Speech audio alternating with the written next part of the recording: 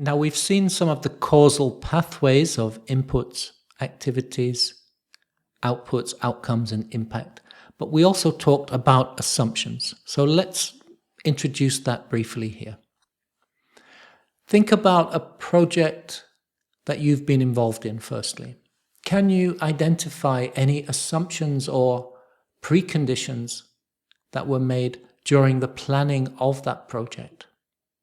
And how does recognizing and addressing assumptions influence project outcomes? Pause for a moment and think about this question before moving on.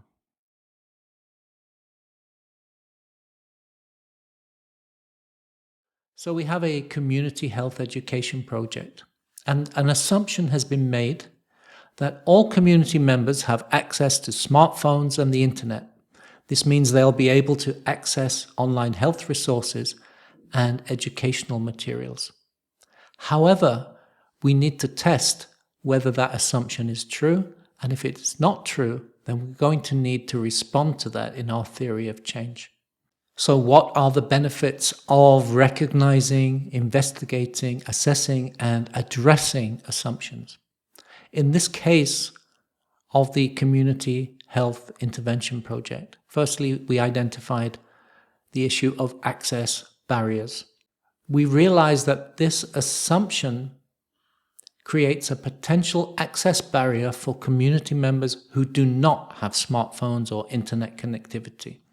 So that means the project team can explore alternative communication channels, such as community meetings, radio broadcasts, or printed materials. This will ensure equitable access to health education resources. Addressing this assumption contributes to more inclusive engagement. It means the project activities are inclusive and accessible to all community members, including those with limited technological resources or skills. If we involve community members in that planning process and get their inputs, we can then tailor those interventions to meet their specific needs and their preferences for communication. When we adapt the project strategy to accommodate these diverse needs and preferences, the project becomes more effective in reaching its target audience.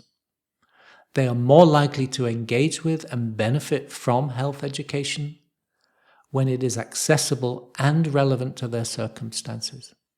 Recognizing and addressing this assumption about access also ensures improved sustainability. It fosters trust and increased buy-in from the community. We are demonstrating a commitment to inclusivity and responsiveness, and this builds stronger relationships with the community, and it lays the groundwork for long-term engagement and support.